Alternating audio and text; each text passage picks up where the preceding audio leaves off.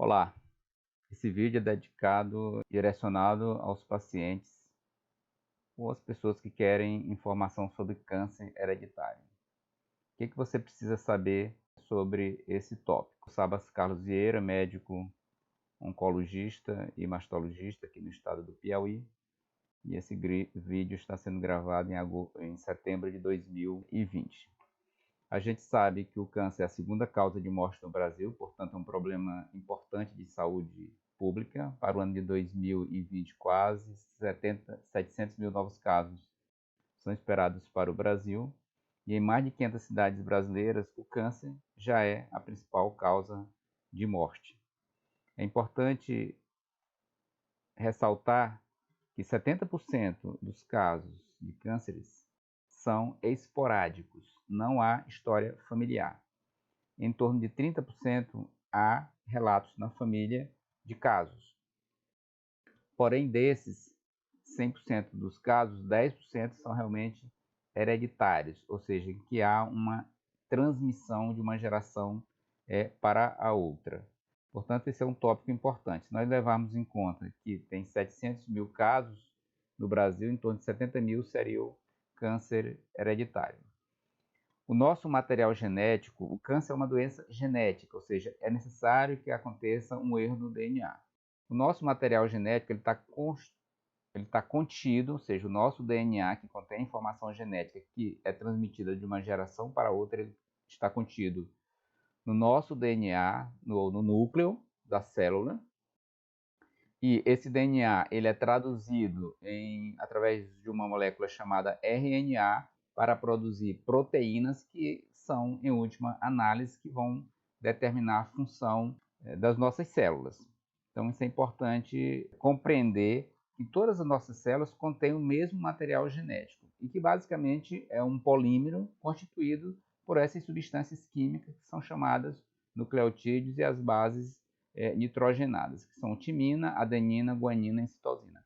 Então, essa é a estrutura do nosso DNA, uma estrutura de dupla hélice que está contida no núcleo das nossas células. E ele é responsável pela transmissão da informação genética de uma geração para outra, por isso que geralmente o filho partes parece com o pai, partes parece com a mãe, porque essa informação ela é transmitida através do DNA e também é responsável pela produção dessas proteínas que são, em última análise, que vão determinar a função das nossas estruturas. E a produção, mesmo o DNA sendo o mesmo em todas as células, ele vai ter funções diferentes em determinados órgãos. Então, a função do DNA numa célula da mucosa oral é diferente daquela que tem no pâncreas, por exemplo. E nessas estruturas, elas vão produzir proteínas diferentes que vão ter funções diferentes. Esse conhecimento ele é relativamente recente, nós estamos completando 70 anos do modelo de Watson e Crick, na década de 50, em que eles desvendaram essa estrutura de dupla hélice do DNA. Esse conhecimento evoluiu muito desde então. Então, a célula neoplásica, o que ela difere da célula normal? Ela é uma célula que adquire uma série de capacidades através de alteração do DNA, levando a um descontrole dessa reprodução, levando à formação de um tumor. E isso é influenciado pela carga genética que você recebe, como também pelos fatores externos. Então, vários fatores externos podem aumentar o risco de um paciente vir a desenvolver câncer. Por exemplo, o cigarro é a principal causa evitável de câncer. Excesso de luz solar, radicais de oxigênio, vírus como o HPV e da hepatite, bactérias como o Helicobacter pylori, que causa câncer do estômago, e várias outras condições que podem desestabilizar o nosso DNA e levar ao surgimento do câncer. Portanto, o câncer existe prevenção, sobretudo o câncer esporádico, que é 70% dos casos. Mesmo o câncer hereditário, que é transmitido essa informação genética de uma geração para outra, ele pode também ser diminuído o risco com a adoção dessas estratégias. Atividade física, alimentação, não fumar, então tudo isso pode contribuir para a diminuição do risco de câncer, mesmo no paciente que herdou essas mutações dos seus pais. Então, aqui estão as principais características da célula neoplásica, ou seja, ela atinge uma série de características que faz com que essa célula se reproduza de forma indefinida e se torne imortal.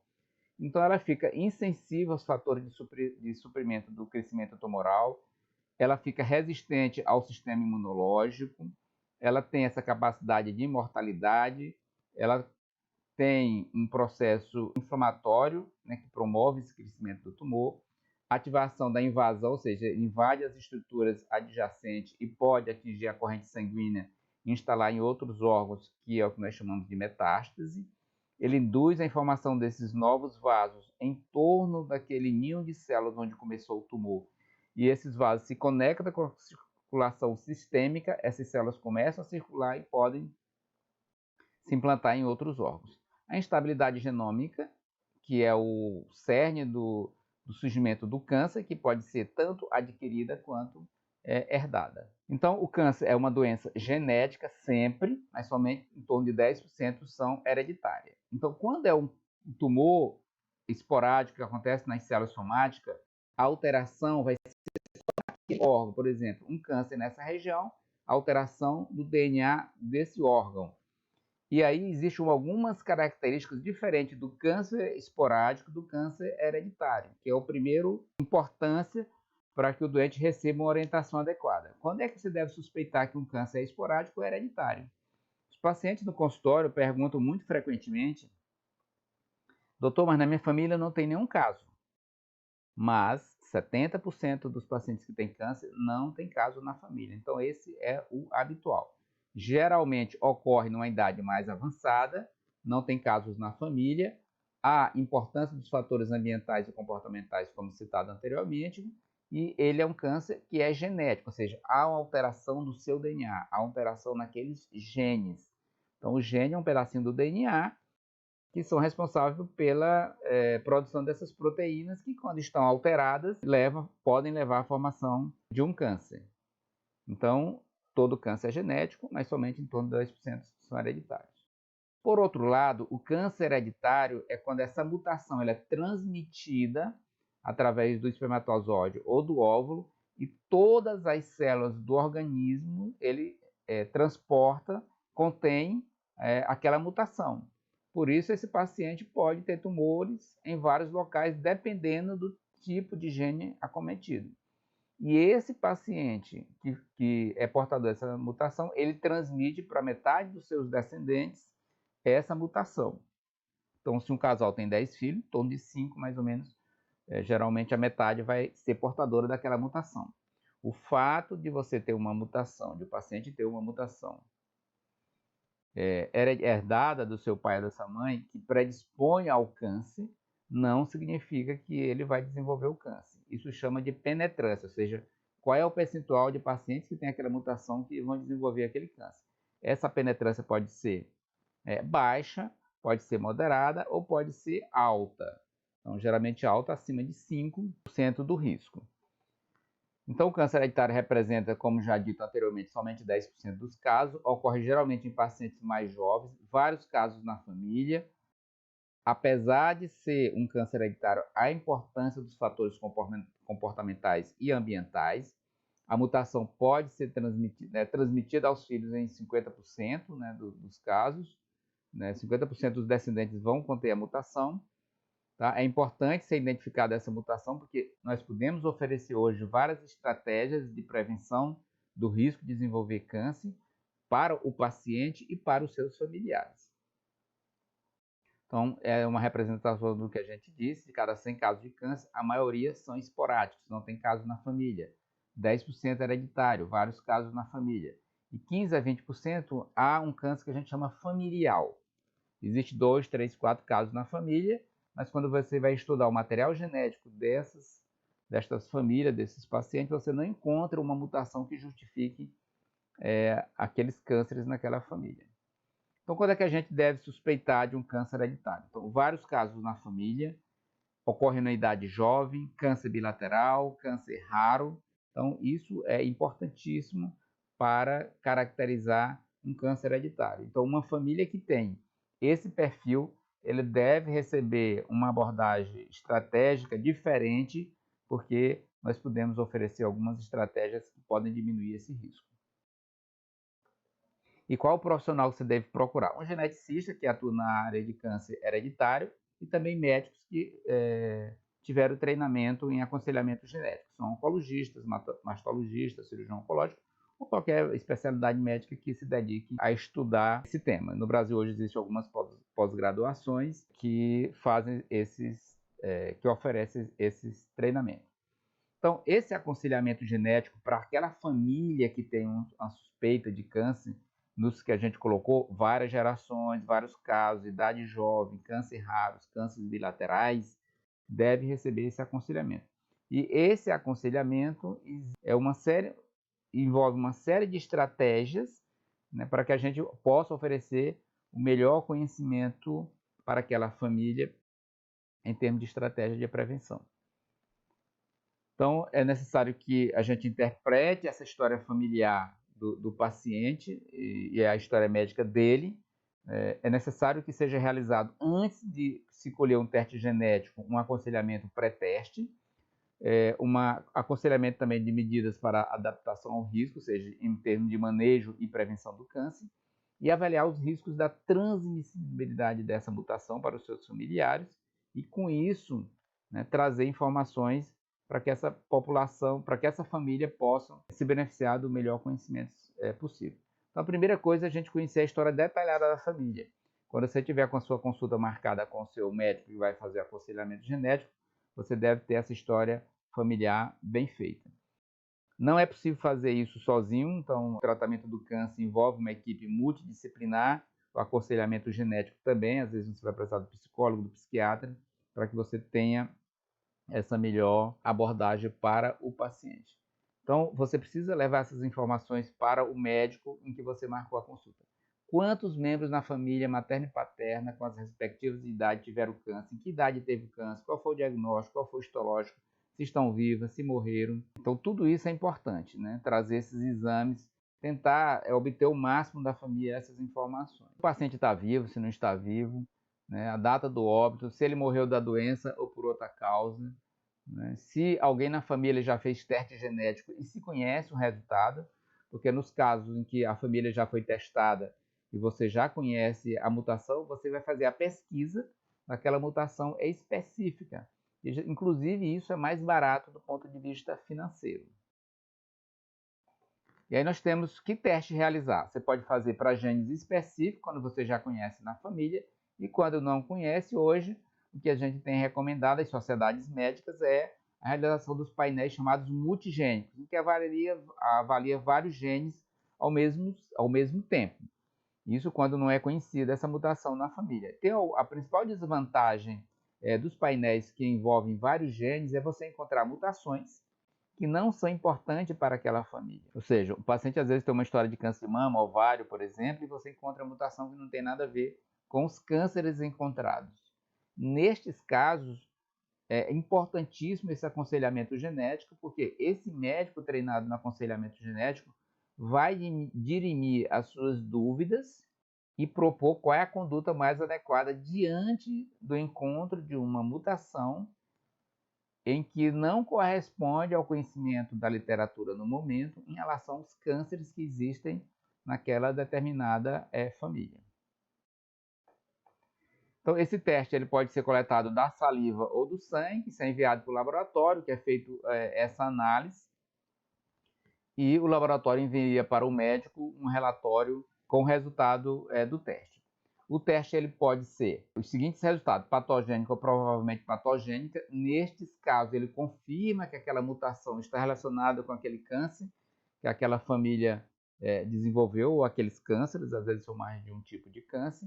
E nesses casos, a gente vai propor para o paciente o que pode ser feito em termos de prevenção e vigilância e rastreamento dos familiares. Ela pode ser benigna, que não precisa fazer absolutamente nada, provavelmente benigna, que também não precisa fazer nada, e pode ser uma variante chamada variante de significado incerto. É quando nós não temos ainda uma evidência, no momento atual do conhecimento científico, qual é o valor dessa mutação específica.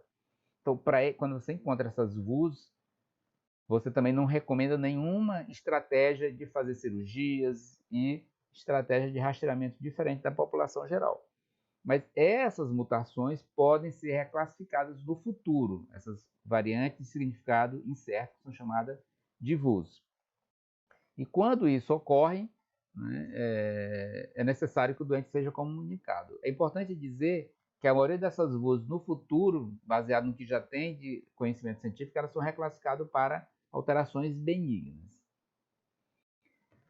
Parte desses testes são cobertos pela Agência Nacional de Saúde, mas ainda essa cobertura é limitada. Tá? Então, isso você vai discutir com o aconselhador genético, qual é o que o seu convênio cobre. O que o ideal é que a gente pudesse oferecer para os pacientes realmente os painéis multigênicos. E quais são as principais síndromes relacionadas ao câncer hereditário? Uma das mais frequentes é a síndrome relacionada a esses dois genes, chamado BRCA1 e BRCA2, que é a síndrome de câncer de mama, ovário e pâncreas, que são famílias em que ocorrem vários casos de câncer de mama, o ovário, pâncreas, câncer de mama no homem, próstata, melanoma. Então, famílias que têm vários casos destes cânceres devem receber um aconselhamento genético sobre todas as informações que a gente colocou, da consulta pré-teste, ou seja, dizer quais são as opções em relação ao teste, quais são os resultados que podem vir desse teste e o que é que pode ser feito baseado nesse teste. Portanto, é importante que o paciente esteja psicologicamente equilibrado, né? Se o paciente não tem uma compreensão da complexidade dessas informações, se ele tem muita ansiedade, tem muito medo, isso precisa ser tratado. E uma pergunta que a gente sempre faz é: qual é a sua reação se esse teste vier positivo? Isso pode gerar sentimentos de culpa, né, de transmitir isso para os filhos, ou de ter recebido dos pais essa mutação, né? Então, isso precisa ser muito bem trabalhado. E o doente, essa é uma pergunta que a gente sempre faz. Qual é a sua reação? O que é que você espera da sua reação diante de um teste, se o teste vier positivo? A outra é a polipose, que é do intestino, que são casos mais raros. A síndrome de Lynch também não é uma síndrome muito frequente, relacionada com câncer do intestino e câncer do endométrio. O endométrio é a parte de dentro do útero. E esses são os genes associados com esta síndrome. A síndrome de Linfraumeni, que é mais frequente no sul e sudeste, lá essa mutação ela acontece 1 para cada 300 pessoas, então não é tão rara na região sul e sudeste, e com os painéis multigênicos ela tem sido cada vez mais identificada. É uma síndrome grave, em que há uma estratégia de acompanhamento para esses pacientes, que há uma associação muito frequente de câncer de mama na idade jovem, sarcomas, que é um tipo de tumores chamado de tumores de partes moles, tumores do cérebro, da glândula adrenal, dos ossos, tumores hematológicos como as leucemias, colo retal e pulmão. E aí esse gene TP53 é o gene associado com esta síndrome. A síndrome de Cowden, que também é uma síndrome muito raro, pode estar associada a câncer de mama, sarcoma, tireoide, intestino, endométrio e rim, associado com esse gene. E há outras síndromes mais raras, como essa associada com carcinoma medular de tireoide. Aqui são outras síndromes também raras, doenças de von Hippel-Lindau, Petersheger, melanoma. Então, vocês observem que há uma quantidade enorme de síndromes já descrita para predisposição hereditária ao câncer. E esse risco de desenvolver um câncer, ela depende do tipo de mutação. Por exemplo, a mutação do BRCA1 e 2, os pacientes que têm essa mutação, o risco de desenvolver câncer de mama é em torno de 60% a 80%. Câncer de ovário, entre 20% a 40%. Então, esse risco é um risco que a gente vai discutir com o paciente quando receber o resultado, se ele for portar essa mutação, para discutir as estratégias de prevenção para esses tumores. A gente sabe que é possível fazer prevenção mesmo no paciente que tem mutação, então é importante atividade física, alimentação saudável, né? Evitar açúcar, carne vermelha, gordura, fritura, enlatados, embutidos, né? Então frutas, verduras, legumes, carnes brancas, uma atividade física regular, não fumar, não ingerir bebidas alcoólicas, são medidas fundamentais para a prevenção primária do câncer. Em termos de diagnóstico precoce, isso vai fazer parte do aconselhamento pós-teste. Então, uma vez eu recebi o resultado, dependendo do tipo de mutação encontrada, eu vou oferecer a estratégia de diagnóstico precoce. Então, nós temos a prevenção primária, que é atividade física e alimentação, mudanças comportamentais, a prevenção do diagnóstico precoce, que no caso, por exemplo, das mamas, tem um alto risco de desenvolver câncer de mama, vamos fazer mamografia e ressonância todo ano. Qual é a idade que vai começar a realização dessa ressonância? Vai depender do caso. Por exemplo, tem a mutação de BRCA, a gente começa a ressonância aos 25 anos, mamografia aos 30.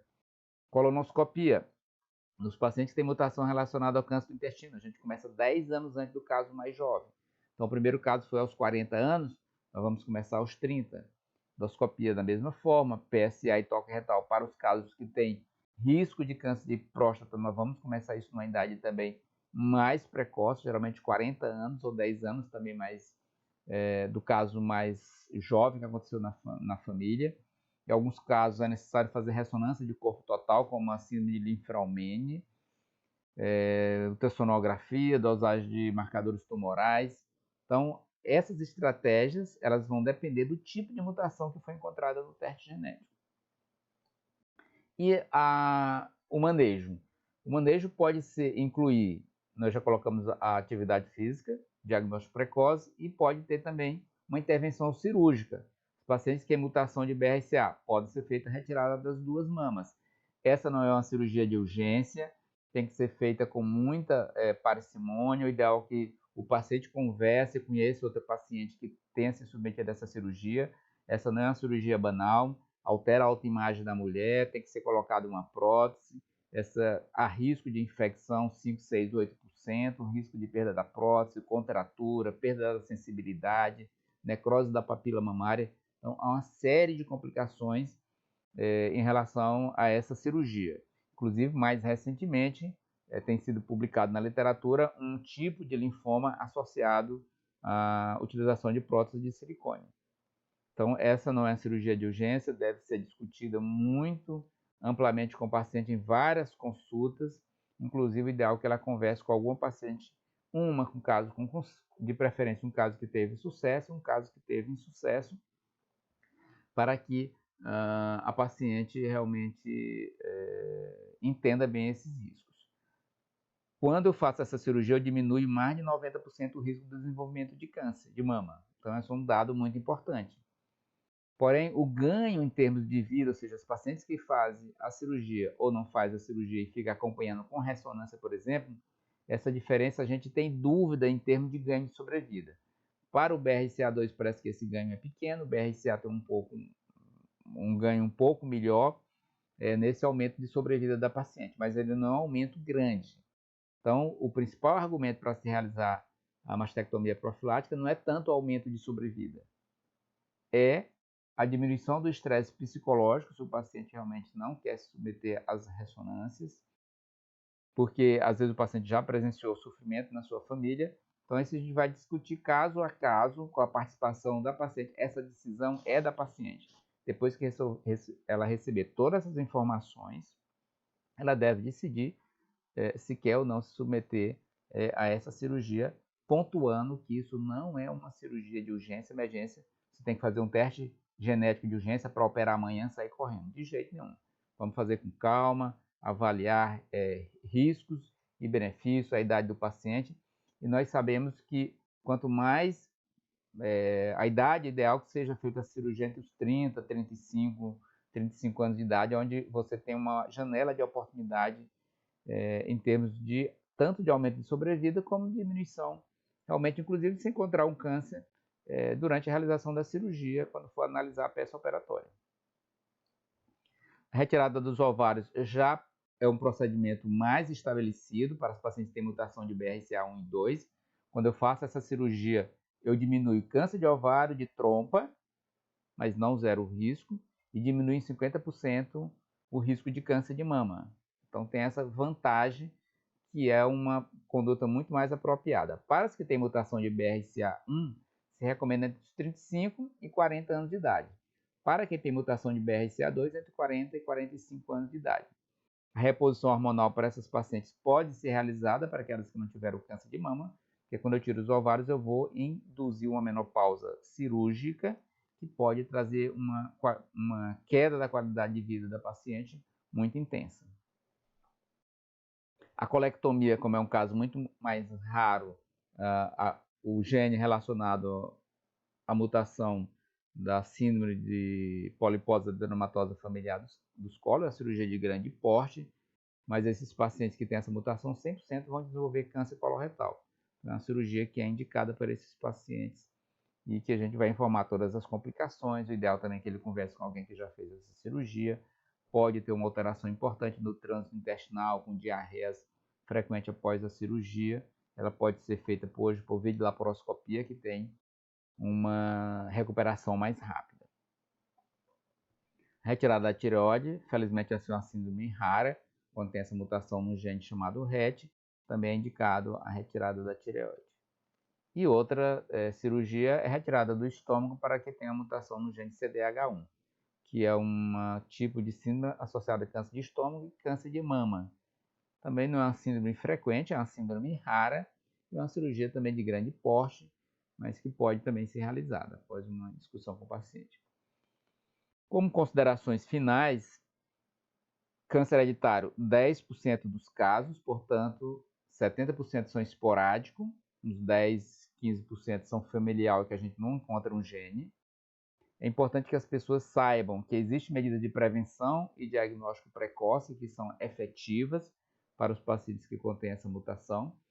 E se você tem na família vários casos de câncer, é importante que você procure um médico que faça aconselhamento genético para fazer essa consulta pré-teste, ou seja, antes de realizar o teste genético, para que você entenda a complexidade dessa decisão e depois seja feito um aconselhamento pós-teste, ou seja, eu encontrei a mutação, o que é que eu posso oferecer para aquele paciente e para os seus familiares em termos de diagnóstico de prevenção primária, de diagnóstico precoce e de cirurgias redutoras de risco. Tá? Além do mais, os pacientes que já têm câncer relacionado ao câncer de predisposição hereditária, a genes de predisposição hereditárias, hoje existem tratamentos específicos. Então, pacientes que têm um câncer de mama metastático, por exemplo, para câncer metastático de mama, ovário, pâncreas, próstata, por exemplo, existem tratamentos específicos baseados no tipo de mutação encontrada. E outra coisa importantíssima pontuar é que é um conhecimento em evolução. Nós estamos hoje em agosto de 2020, muita coisa já foi elucidada, mas a gente sabe que desses 6 bilhões de pares de base que compõem o nosso DNA, existe ainda muita coisa a ser entendida, as interações entre essas proteínas, a interação entre os genes, isso é um conhecimento muito complexo e que há realmente muita pesquisa nessa área, e isso tem evoluído muito nos últimos 20 anos, mas nessa próxima década, com certeza, nós teremos ainda grandes evoluções no conhecimento da genética do câncer. Eu espero que esse vídeo tenha sido útil, você que assistiu. Se você gostou, dê o seu like e compartilhe com seus familiares, seus amigos. E você pode também utilizá-lo como educação na sua comunidade. E agradeço a sua atenção. Aí está o nosso site, onde você pode baixar desses livros aí, gratuitamente, fazer a sua leitura. Um abraço a todos.